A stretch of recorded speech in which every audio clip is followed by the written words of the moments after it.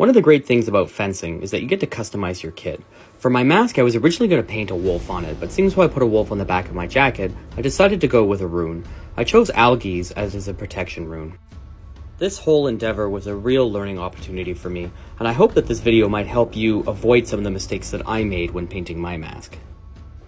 Rather than using a stencil, I decided just to put tape down in the shape of the rune. After that, I added tape along the outside of the fabric of the mask, and then I put tape down alongside the shape of the rune. I wasn't overly careful where the tape was going on top of the rune because I could use an X-Acto knife to carefully cut it away. The grill of the mask actually made for a very easy guide for my X-Acto knife to follow along it. Once I had outlined the original rune that I put down, I just removed the first tape, leaving the opening for where I wanted to spray paint the mask. After that, I cleaned up the shape using the X-Acto knife and then taped up the rest of the mask.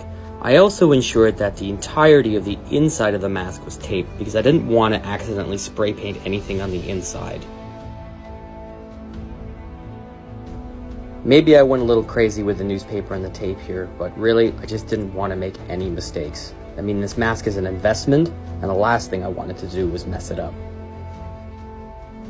I applied 3 layers of spray paint and was very light with it. I wanted to avoid getting any paint stuck in the pores.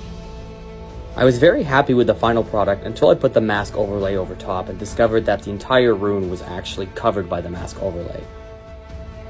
I decided to start anew and just spray painted the entire mask black again. I was very heavy with the spray paint this time, and it was necessary for me to use a push pin to declog some of the pores of the mask. After this, I reapplied the tape, put on the mask overlay this time so I could figure out how far the rune needed to go, and then re-tape my stencil. After this, I just followed the same process that I did before. I carefully outlined the initial tape that I put down of the rune. Once that was done, I was able to remove the initial tape, and that would leave the opening that I would use to spray paint. After this, I carefully covered the rest of the mask in tape, inside and out, and then was able to spray paint it. For anyone planning on painting their own mask, I would offer 2 key pieces of advice. Firstly, ensure that you have your mask overlay on so you can properly see where your stencil is going to lie. It was very frustrating to have to do it a second time. Secondly, when spray painting, it's better to do multiple thin coats to avoid clogging the pores of the mask. In the end, I was very happy with how it turned out. Have you ever painted your mask?